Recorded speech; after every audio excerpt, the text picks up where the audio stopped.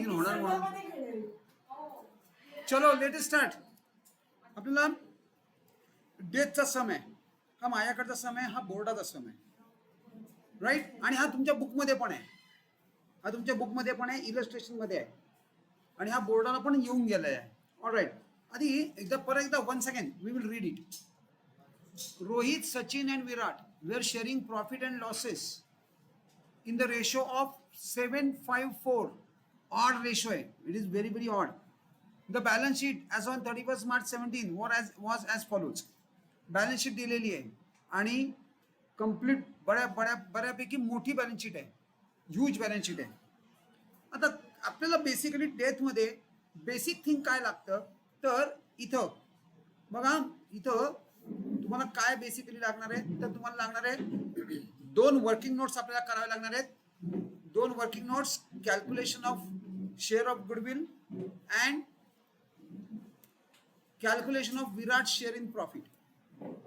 हा share in profit कशामुळे येतो, कारण कसं असतं की एक बॅलन्स शीट, ही बॅलन्स शीट कधीची दिली आहे 31 मार्चची. Death is a unplanned retirement. Death is an unplanned retirement during the year. तो एखाद्या पार्टनरचा डेथ म्हणजे काय, तर एखाद्या पार्टनरची डेथ होणं. मग ड्युरिंग द इयर ती कधीही होऊ शकते, any time. So it is called as unplanned retirement. Check करूया, बघा आपल्याला काय काय करायचं आहे, that also I will show you. पण आधी पहिले रीड करून घेऊया सम काय. Mister Virat died on 30 June. Mister Virat died on 30 June. लागत नाही ते काही. 30 जूनला विराटची डेथ झाली. 30 जून म्हणजे तो फ्रॉम 31 मार्च टिल 30 जून तो फर्म मध्ये होता. म्हणजे how many months he was there in the firm? 3 months. 3 जेवढे कम्प्लिटेड मंथ्स आहेत तेवढेच घ्यायचे. सो 3 कम्प्लिटेड मंथ्स आहेत. 30 जून, एप्रिल, मे, जून. चला इथून पुढे आपला टेन्युअर फिक्स होणार 3/12. आणि आपल्याला टाइम स्पेसिफिकेशन कॅल्क्युलेशन भरपूर आहेत. मी कालच तुम्हाला सांगितलंय की इट्स अ कम्प्लिटली कॅल्क्युलेटिव्ह सम. यांची कॅल्क्युलेशन वीक आहेत, त्यांनी शक्यतो हा ट्राय करू नका. आणि मला 50% ऑफ यू आय थिंक की you guys have got very very weak calculations. Warning आहे त्यांच्यासाठी, बघाल तुम्ही. आणि इव्हन तुम्ही जेव्हा म्हणता ना सर मी डेथ सॉल्व्ह करून आलो, तेव्हा आम्हाला खूप भीती वाटते. कारण तुम्ही साधं इकडनं बघून लिहिण्यामध्ये मिस्टेक करता. 30,000 तर तुम्ही 3,000 लिहून येता.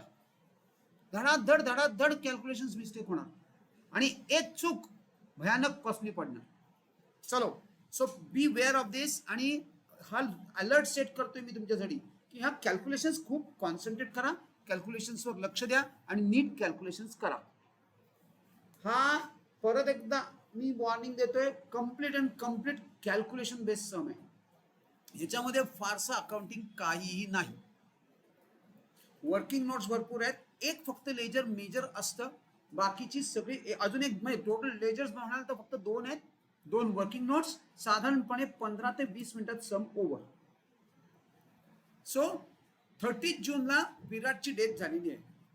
आता फॉलोइंग थिंग्स म्हणजे हे काय झालं, नंतर ती डेथ जेव्हा झाली तेव्हा बाकीच्या पार्टनर्सनी खालच्या गोष्टी अग्रीड केलेत, नॉट अरेंज केलेत. चला सगळ्यात पहिले stock, furniture, land and building are to be revalued. निर्वस are to be revalued at 16,700, 16,200 आणि 30,000. हे काय आहे, रिव्हॅल्युएशन आहे. चला काय काय करूया. पहिले मार्किंग. आपल्याला मार्किंग सुद्धा खरं इथं गरज नाही, कारण आपण याच्यात बॅलन्स शीट बनवणारच नाही. एकच इफेक्ट आपला आता ह्या रिव्हॅल्युएशनचा फक्त एकच इफेक्ट घ्यायचा आहे, तो म्हणजे रिव्हॅल्युएशन अकाउंटला, म्हणजेच प्रॉफिट लॉस ऍडजस्टमेंट अकाउंट. एकच इफेक्ट. आतापर्यंत रिटायरमेंटमध्ये तुम्ही डबल इफेक्ट घेतले, बॅलन्स शीटला पण इफेक्ट घेतला आणि रिव्हॅल्युएशनला. इथं आपण बॅलन्स शीट बनवणार नाही. का, कसं, मी तेव्हा खाली गेल्यावर सांगतो. हे खालचे रीड करूया, देन वी विल चेक. चला, विराट शेअर इन गुडविल याची आपल्याला कॅल्क्युलेशन्स करावी लागणार आहेत. एक वर्किंग नोट करावी लागणार आहे. इथं कुठल्याही गुडविलचे सिनॅरिओ नाहीत. जे आतापर्यंत 5 सिनॅरिओ आपण रिटायरमेंटमध्ये केले, जरी ही अनप्लॅन्ड रिटायरमेंट असली तरी सुद्धा याच्यामध्ये कुठलीही गुडविलची adjustment in the form of scenario येणार नाही, करायची नाही. म्हणजे सगळे सिनारिओ गायब झाले, म्हणजे अर्धा हेडेक तुमचा ओव्हर झाला, बस डोक्याला तापच नाही. ऑल राईट, आता आपल्याला काय करायचंय, याची एक वर्किंग नोट बनवायची. We have to prepare a working note of this. Goodwill calculate करायचं. वर्किंग नोट ABC फॉर्म मध्ये करायची. A, B आणि C फॉर्म मध्ये. काय आहे त्याचे details, we will see to that. नंतर अजून एक वर्किंग नोट टी ही असणार. ही म्हणजे काय, तर तो 30 तारखेपर्यंत अप टू 30 जून पर्यंत तो पार्टनरशिप फर्म मध्ये होता, ज्याची डेथ झाली तो. मग 30 तारखेपर्यंतचा सगळा जो काही त्याचा बिझनेस आहे, त्याच्यामध्ये जो काही प्रॉफिट आहे किंवा त्याच्यात जर लॉस आहे, त्याच्यात सुद्धा त्याचा शेअर आहे. मग तो आपल्याला कॅल्क्युलेट करावा लागेल. म्हणून we will have to calculate or we will have to prepare one more हे working note for this particular account. या अकाउंटसाठी आपल्याला एक ह्या प्रॉफिटसाठी आपल्याला एक वर्किंग नोट करावी लागणार आहे.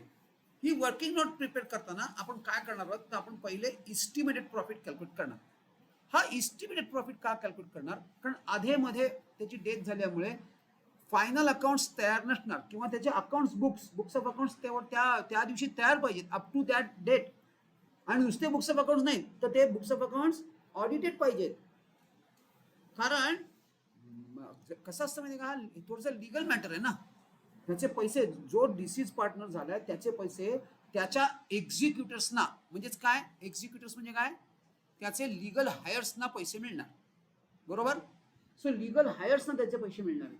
मग त्या केसमध्ये हे सगळं लिगल गोष्टी आहेत. मग त्या लिगल जर गोष्टी असतील तर तुमचं जे तुम्ही जे म्हणाल की हा तुमचा प्रॉफिट आहे, तर ते चॅलेंज करणार, कशावरून हा करेक्ट प्रॉफिट आहे, मग ह्याचं ऑडिट करून घ्या. म्हणून याला वेळ जाईल. म्हणून काय करतात डेटमध्ये, तर एक इस्टिमेटेड प्रॉफिट प्रोजेक्ट करतात. साधारणपणे किती ह्या वर्षीचा प्रॉफिट होईल त्याचा क्रायटेरिया दरवेळेला तुम्हाला दिलेला असणार, किंवा डायरेक्टली इस्टिमेटेड प्रॉफिटची अमाऊंट दिलेली असणार. आयदर ऑफ द थिंग, काही ना काहीतरी दिलेलं असणार आहे. सो इथं काय दिलंय चेक करूया. His profit up to the date of death is calculated on the basis of profit of last year. म्हणजे लास्ट इयरला जेवढा प्रॉफिट होता तेवढाच या वर्षी आहे असं अज्युम करणार. आणि काय करणार, आणि तुम्ही या वर्षीचा तेवढाच प्रॉफिट आहे हे बेसिस धरून त्याच्यामध्ये त्याचा शेअर काढणार. मग याचं सुद्धा आपण ABC मध्ये कन्वर्ट करणार. हा इस्टिमेटेड प्रॉफिट जो आहे हा एका वर्षाचा असणार आहे, 1 इयर. पण त्याची जर डेथ झाली 30 जून पर्यंत, मग आपल्याला काय करावं लागेल, तो जो वर्षाचा प्रॉफिट आहे त्याला 30 जून पर्यंत कॅल्क्युलेट करावं लागेल. म्हणजे वर्षाला एवढा, तर 30 जूनला किती, लाईक दिस. या पद्धतीने आपण त्याला स्केल डाऊन करणार. म्हणजे काय, 12 मंथचा प्रॉफिट जर 12,000 असेल आणि तो 3 महिने आहे, तर 3 महिन्याचा प्रॉफिट किती असणार. कसं केलं, क्रॉस मल्टिप्लिकेशन अँड डिवायडेशन. म्हणजे यांनी याला मल्टिप्लाय करायचं आहे, यांनी याला मल्टिप्लाय करायचं आणि यांनी डिवाइड करायचं. म्हणजे थोडक्यात आपण काय करणार, इथं टेन्युअरनी मल्टिप्लाय करणार. टेन्युअर किती आहे, 3/12. त्याला मी 12,000 प्रॉफिटनी मल्टिप्लाय करणार, की जो काही रिझल्ट येईल तो. अशा पद्धतीने आपण profit up to the date of death काढणार आणि मग त्याच्यात त्याचा शेअर काढणार. चलो we will do that also. म्हणजे आपल्याला ह्याची सुद्धा एक वर्किंग नोट करायची आहे. बोला. नाही, इस्टिमेटेडच घेणार. जास्त कमीचा इश्यूच नाही. इस्टिमेटेड जो क्रायटेरिया दिलाय त्याप्रमाणेच आपल्याला व्हॅल्यू करायची प्रॉफिटची, बात खतम. त्यामुळे तुला जास्त कमीचा काहीच येणार नाही. इस्टिमेटेडच, ऍडजस्टमेंट मध्ये नाही तर तुम्ही कॅल्क्युलेट नाही करणार, त्याला प्रॉफिटच नाही मिळणार. तुम्हाला जर दिला नसेल तर तुम्ही स्वतःहून काहीही करायचं नाही. अगदीच काहीच नाही तर लास्ट इयर प्रॉफिट घेऊन तुम्ही इस्टिमेटेड धरू शकता. पण असं होणारच नाही की तुम्हाला इस्टिमेटेड प्रॉफिट दिलेलं नाही आणि त्याचा क्रायटेरिया दिलेला नाही, असं पण नाही होणार. आयदर क्रायटेरिया देणार नाहीतर इस्टिमेटेड प्रॉफिटची अमाऊंट देणार. Either of the 2 things. हे तुम्ही नीट लक्षात ठेवायचं. Next, Virat was entitled to salary of 1,200 per month. 1200 रुपयाची सॅलरी त्याला द्यायची आहे. आता हे काय आहे, जॉब हे पिरियड स्पेसिफिक म्हणजे टाइम स्पेसिफिक. पर मंथ आहेत, पर मंथ 1200. म्हणजे असे तो किती महिने होता, 3 मंथ्स. म्हणजे 1,200 × 3 that much salary we have to pay. Next, interest is per annum. आता इथं ना काही पेमेंट्स पर मंथ असणार आहेत, काही पेमेंट्स पर ॲनम असणार आहेत. जिथं जिथं पर ॲनम येणार त्याला आपण PRT फॉर्म्युला लावणार, principal into rate into tenure. आता इथं आपल्या मुळात इंटरेस्ट आहे. इंटरेस्ट ऑब्विसली PRTच फॉर्म्युला आहे. इंटरेस्टचं कॅल्क्युलेशन आपण कसं करतो, PRT फॉर्म्युला. मग आपल्याला 10%चा इंटरेस्ट रेट आहे, सो आपण इंटरेस्ट कॅल्क्युलेट करणार आणि त्याला देणार आपण, राईट. चला पुढे, Virat's drawing up to the date of death was 900 per month. परत एकदा पर मंथ आहे, म्हणजे ही जी काही ड्रॉइंगची अमाऊंट आहे इंटू 3 मंथ्स, अशा पद्धतीने आपण कॅल्क्युलेट करणार. मला तुमच्याकडनं हवं आहे हा काही गोष्टी. I am coming back. आता मला आधी बघा काय काय बनवायचं आहे. विराट्स कॅपिटल अकाउंट, इथं पार्टनर्स कॅपिटल विचारलेलं नाही. आपण पार्टनर्स कॅपिटल जे आतापर्यंत रिटायरमेंटमध्ये बनवत आलो ते बनवणार नाही. मग आपण बनवणार काय, तर आपण फक्त विराटचं कॅपिटल अकाउंट बनवणार. आतापर्यंत तुम्ही पार्टनर्सची कॉलमनर कॅपिटल बनवली, आता काय बनवणार, फक्त एकाचं. आणि हे सबस्टॅन्शियली मोठं आहे, साधारणपणे 3/4 पेज तुम्हाला लागणार आहे. आणि पहिले त्यांनी हे बनवलंय, आपण एवढंच बनवणार. आतापर्यंत तुम्ही प्रॉफिट अँड लॉस पहिला बनवत आलात, आता विराट्स कॅपिटल बनवलंय, सांगितलंय, मग तेवढं करूया. अजून काय सांगितलंय, आणि showing giving working notes for share of goodwill and profit, म्हणजे त्या ज्या 2 वर्किंग नोट्स आहेत त्याचा सुद्धा तुम्हाला this will be a part of your answer, म्हणून मी तुम्हाला सांगतोय त्याप्रमाणे त्या बनवायच्या. रफ मॅनर मध्ये चालणार नाही, म्हणून मी तुम्हाला दाखवतोय एकदम सिस्टमॅटिक मॅनर मध्ये आपल्याला त्या बनवायच्या आहेत. आता आपल्याला अजून काय बनवायला लागेल, तर आपल्याला profit and loss adjustment account हा आपल्याला वर्किंग नोट मध्ये बनवावं लागणार आहे. कारण हे बनवल्याशिवाय आपल्याला विराटचं कॅपिटल अकाउंट क्लोज करता येणार नाही, म्हणून हे बनवावं लागणार आहे. सो हे जवळपास कंपल्सरी आहे. म्हणजे जरी त्यांनी विचारलं नसलं, तर त्यांनी जर विचारलं नसेल तर आपण ते वर्किंग नोट मध्ये बनवणार. मी इथं वर्किंग नोट नंबर 1 लिहिलेली आहे, वर्किंग नोट नंबर 1, आणि हे प्रॉफिट अँड लॉस अकाउंट. आणि शिवाय माझी working note number 2 and working note number 3, अशा पद्धतीने 3 वर्किंग नोट्स बनवणार आणि अख्खा सम आपण सॉल्व्ह करणार. बाय द वे, मला अजून काही क्वेश्चन्स आहेत जे तुम्हाला विचारायचे. बोल.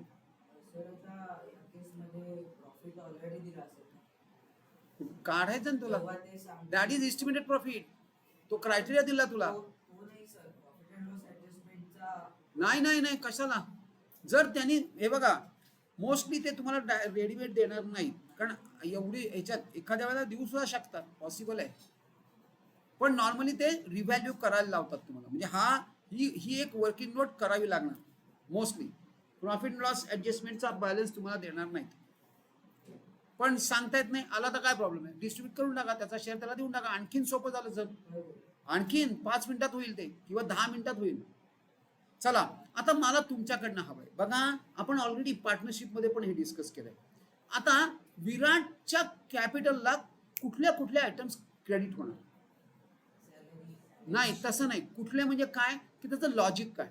जर का तुम्हाला पार्टनरला पैसे द्यायचे असतील तर ते तुम्ही क्रेडिट करणार. आणि तुम्हाला इन द सेन्स, तुम्ही कोण आहात, तुम्ही फर्म आहात.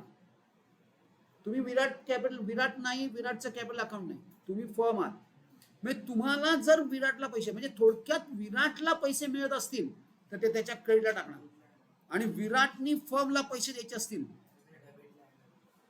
मग त्याप्रमाणे with this interest on capital आपण डेबिट करणार का क्रेडिट करणार? क्रेडिट करणार. आणि इंटरेस्ट ऑन ड्रॉइंग डेबिट करणार. दिस इज अ प्रिन्सिपल. या प्रिन्सिपलवर आपण ते डेबिट आणि क्रेडिट ठरवलं की जर त्याला पैसे द्यायचे असतील तर ते तुम्ही त्याच्या क्रेडिटला टाकणार, आणि त्याच्याकडनं जर पैसे घ्यायचे असतील ते तुम्ही डेबिटला टाकणार. इंटरेस्ट ऑन ड्रॉइंग दिलाय पण रेट ऑफ इंटरेस्ट दिलेला नाही, तर किती पर्सेंट लावणार? 6%. हे पण तुम्हाला माहिती पाहिजे. This is according to partnership act 1932. हे ऑलरेडी आपण कव्हर केलेलं आहे.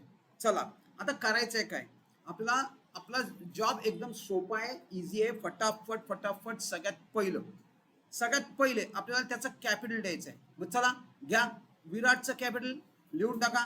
पहिले कुठे लिहिणार विराटचं capital? By balance brought down as usual. Heading सगळी देऊन टाका व्यवस्थित. विराट्स कॅपिटल हेडिंग सगळी द्या व्यवस्थित. डेबिट क्रेडिट अमाऊंट पर्टिक्युलर सगळं. आणि त्याच्यानंतर बॅलन्स बुक करून टाका. Let us book that balance. दिला मग त्याचं कॅपिटल लिहून झालं. हे क्रेडिटला टाकलं कारण आपल्याला द्यायचे त्याला. नेक्स्ट अजून काय देणार आपण? General reserve. मग चला जनरल रिझर्व कसं डिस्ट्रीब्यूट करायचंय? बरं हा रेशो काय आहे? 754 म्हणजे 16 होतात. 14/16 बाकीच्यांचे आपल्याला आता तरी नको आहेत. 4/16 म्हणजे 1/4. मग आता 4 म्हणजेच किती? 4000 ओरली होत आहे. ओरली देऊन टाका जनरल रिझर्व एज वेल. त्याला जनरल रिझर्व पण त्याचा देऊन टाका. Let us pay him his general reserve. आता बॅलन्स शीट मध्ये काहीही नाहीये. Moving on to adjustment. चला स्टॉक. स्टॉक कुठली व्हॅल्यू आहे? दिस, कारण word is respectively. The word is respectively म्हणजे स्टॉकची व्हॅल्यू काय आहे? 16,700. स्टॉक 17,000चा 16,700 आला. काय ईशा काय करू? 17,000चा स्टॉक 16,700 व्हॅल्यू करायचा आहे. What should we do?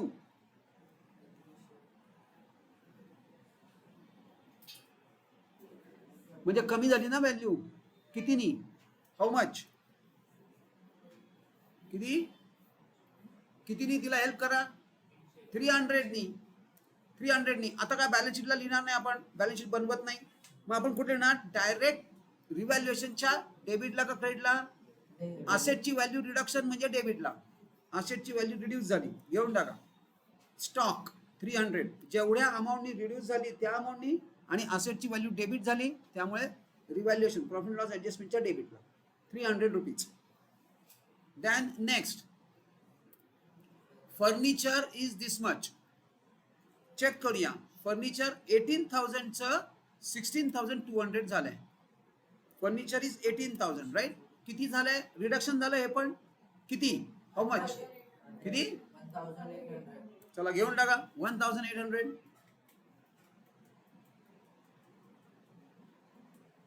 समजतंय का ईशा? फर्निचर माखन काय पोझिशन आहे? आता लँड अँड बिल्डिंग 30,100. चला लँड अँड बिल्डिंग किती आहे? 16,000 आणि त्याचं झालं 30,000 सॉरी 30,100. काय झालं?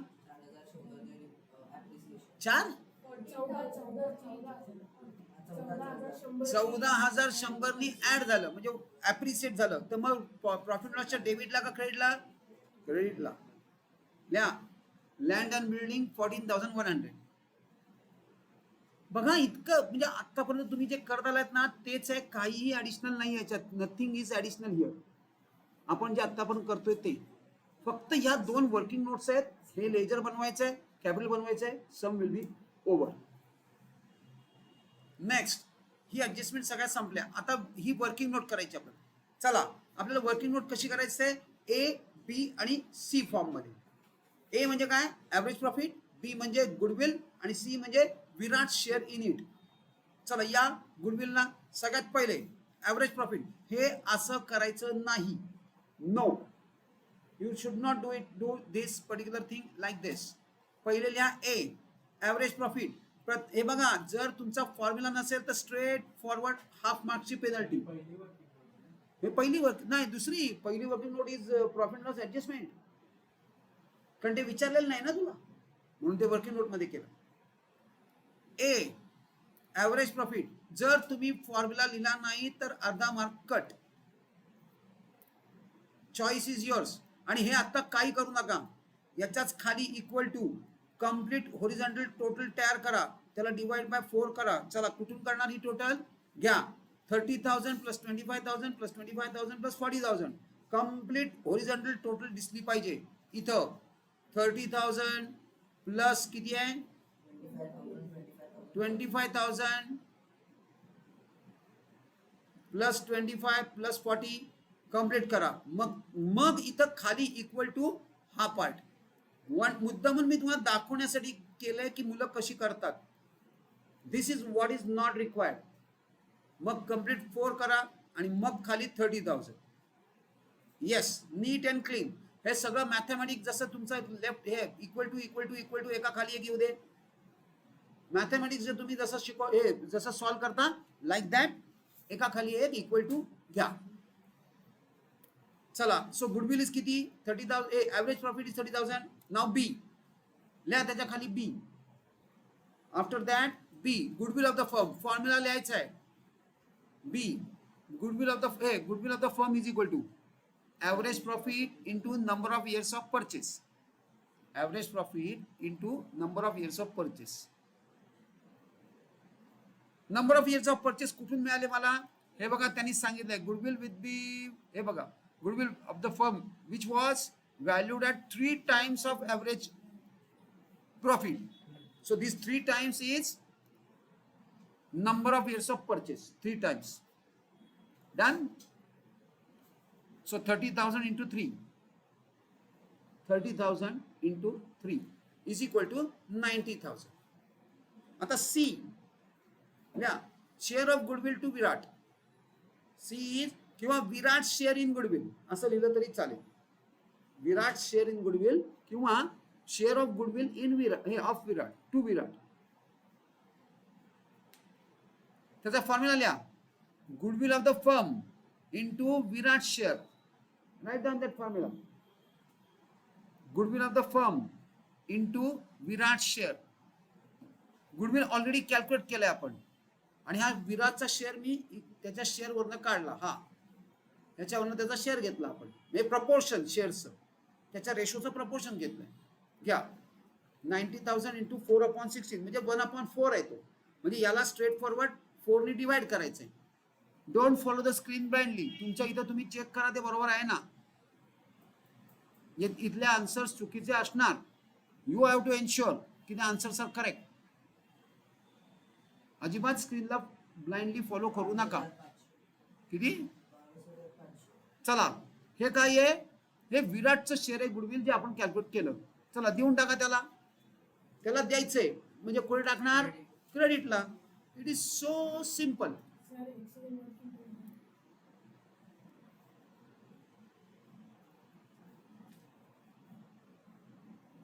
किती नीट अँड क्लीन आणि मस्त दिसते वर्किंग नोट. अशी वर्किंग नोट करायची. नीट अँड क्लीन आणि कुठेही खाडाखोड नकोय. चलो डन. अजून काय तू काय तुझ्या रिझल्ट सगळे थांबले. चल पटपटली. 11 फेब्रुवारीला ना. मग टाइम टेबल दिलं का? थांबा मग थांबा. टाइम टेबल येऊ द्या. हा चला, हे झालं का? म्हणजे मग जवळपास ऑफिशियल झालं. चला, म्हणजे आता काय झालं? आता हे जे गुडविल आहे हे आपल्याला त्याला द्यायचे. त्याला द्यायचं असेल तर आपण पुढे लिहिणार. लिहा. थांबा, हा पार्ट आत्ता नको. This we will do it little later. आधी पहिले गुडविल देऊन टाकू. हे काय आहे?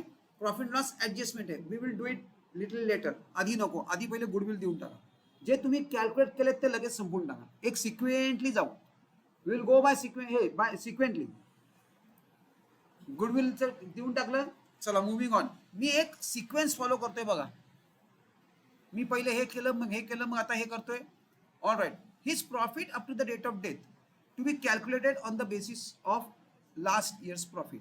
म्हणजे हा आहे इस्टिमेटेड प्रॉफिट. चला दुसरी वर्किंग नोट करायला घ्या आपली. घ्या वरती working note number 3. Calculation of Virat share in profit. Write down. प्रत्येक वर्किंग नोटला नाव पाहिजे. नुसतं वर्किंग नोट याला काय अर्थच नाहीये. ती वर्किंग नोट कशाची आहे that you have to mention. अशा तुम्ही 25 वर्किंग नोट कराल तो एक्झामिनर नाही शोधत बसणार कशाची वर्किंग नोट कुठे आणि काय आहे. त्यामुळे नेम नाव देणं फार महत्वाचं आहे. Calculation of Virat share in profit check करा. चला सगळ्यात पहिलं ए लिहा. ए म्हणजे इस्टिमेटेड प्रॉफिट आणि त्याचा आपल्याला क्रायटेरिया पण लिहायचा आहे. तो क्रायटेरिया तुम्हाला दिलेला आहे. This criteria is given in your सम.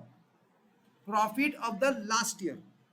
चला बघा, हे बघा, profit of the last year given, बरोबर आहे 40. असं हे बघा, दरवेळेला हाच असेल असं नाही, पण काहीतरी क्रायटेरिया दिलेला असेल किंवा डायरेक्टली अमाऊंट दिलेली असेल. कशाची? इस्टिमेटेड प्रॉफिटची. जर डायरेक्ट दिली असेल तर मग आपण इथं डायरेक्ट लिहू शकतो, estimated profit is equal to 40,000. पण इथं काय दिलंय? Profit of the last year. Last year is this. Last म्हणजे previous year of your current year is your last year, बरोबर. लास्ट म्हणजे खरं तर प्रिव्हियस म्हणायला पाहिजे. लास्ट म्हणजे मागच्या वर्षीचा प्रॉफिट असं म्हणायचंय त्यांना. लास्ट इयर म्हणजे, अंडरस्टूड, मागच्या वर्षीचा प्रॉफिट. ऑलराईट, चला आता काय किती दिलाय लिहून टाका. 40,000 म्हणजे आपल्याला इस्टिमेटेड प्रॉफिट मिळून गेलाय. We have got the estimated profit. Now B लिहा, profit up to the date of death, that is your B. तो तुमचा बी आहे, profit up to the date of death.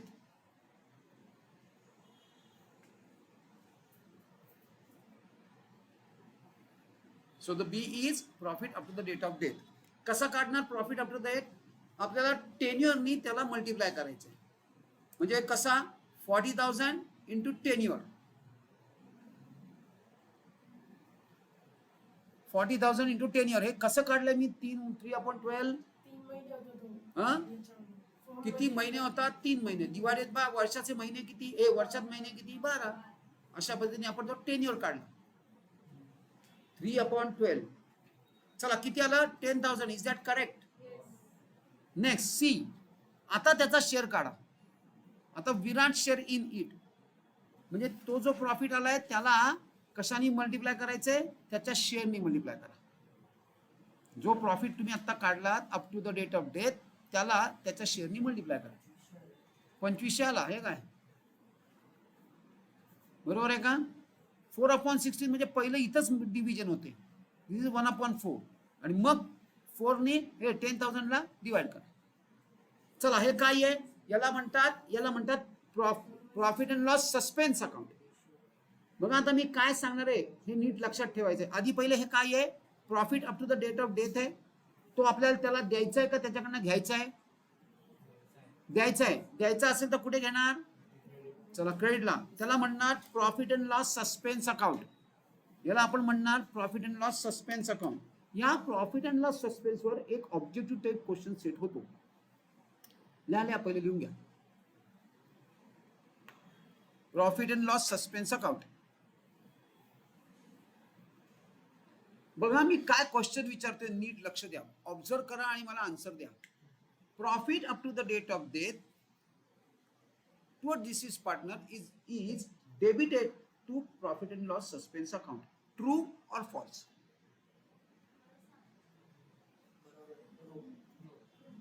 तू करते काय? यांना सांगायला लागलं कोणाला? लक्ष नाहीये. मी म्हटलं profit up to the date of death is in case of a death. कसं आहे माहिती का? बोर्डामध्ये तुम्हाला हे पण कळलं पाहिजे. मग ते कधी म्हणजे ते पण सांगतात in case of a death of a partner profit up to the date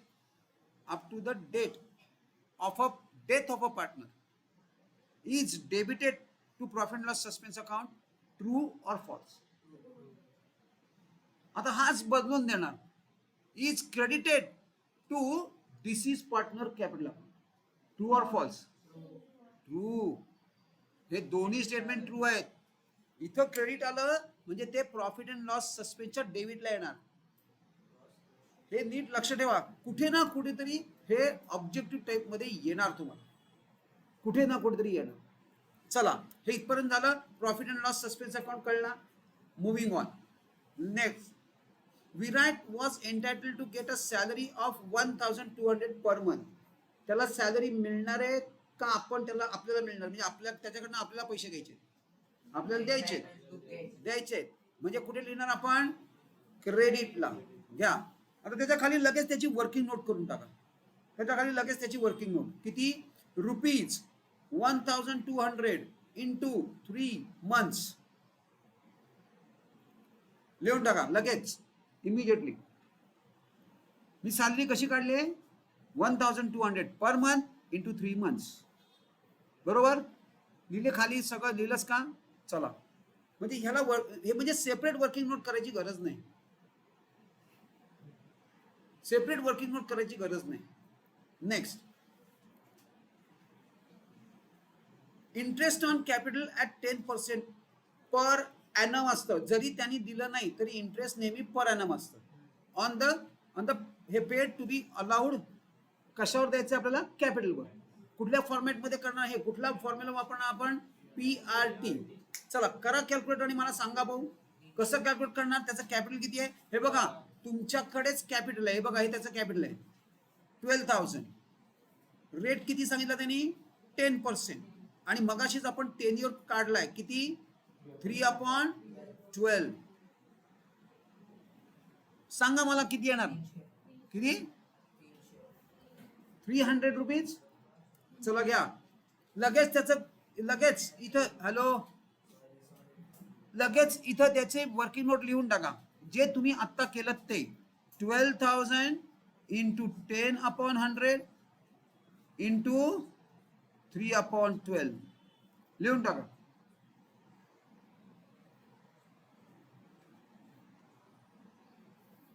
working note immediately करा त्याची इमिजिएटली त्याची वर्किंग नोट लिहून टाका. लिहिली. चला interest is also done. Sorry, interest is also done. Now what is remaining?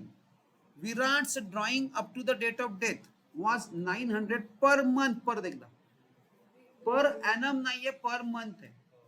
चला drawing म्हणजे आपल्याला पैसे मिळणार आहेत त्याच्याकडे घेऊन टाका डेबिटला. लगेच त्याच्या खाली त्याची वर्किंग नोट लिहून टाका ₹900. हे स्टार नको मल्टिप्लाय करा multiplied by 3 months. 900 multiplied by 3 months.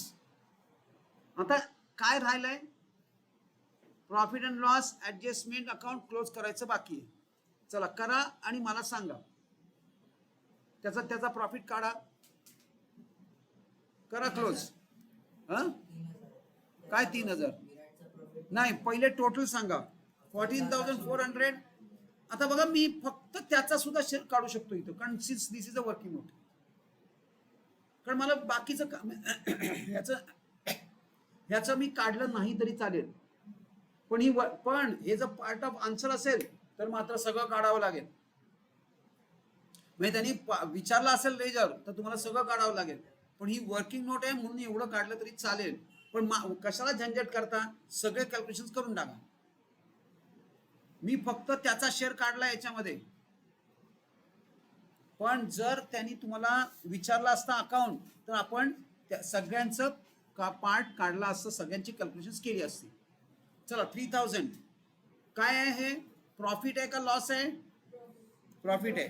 म्हणजे इकडे डेबिटला आलाय म्हणजे काय करणार पार्टनर्स कॅपिटलच्या क्रेडिटला. हे बघा मी ऑलरेडी घेतलं इथं तुम्ही घेऊन टाका. हे घ्या इट इज दिस झालं. Profit and loss adjustment account 3,000. Is that all right? So far so good. चला बाकी वर्किंग नोट्सचं काय करणार झालं ना घेतलं आपण ते काम संपलं खतम. सम इज ओव्हर. तुम्ही आता काय करायचंय सगळ्यात ऑब्विसली क्रेडिटची टोटल मोठी आहे. घ्या क्रेडिटची टोटल किती आहे 47,900. 47,900 ही क्रेडिटची टोटल आहे. सगळ्या क्रेडिटची टोटल. त्यातनं डेबिटची टोटल मायनस करा. जे काही येईल ते एक्झिक्युटर्स लोन. जे काही येईल ते एक्झिक्युटर्स लोन किती आहे 45,200 एक्झिक्युटर्स लोन. संपला सम end. It is not at all difficult. It is not at all time consuming. Only thing मला भीती काय आहे कॅल्क्युलेशन्सची.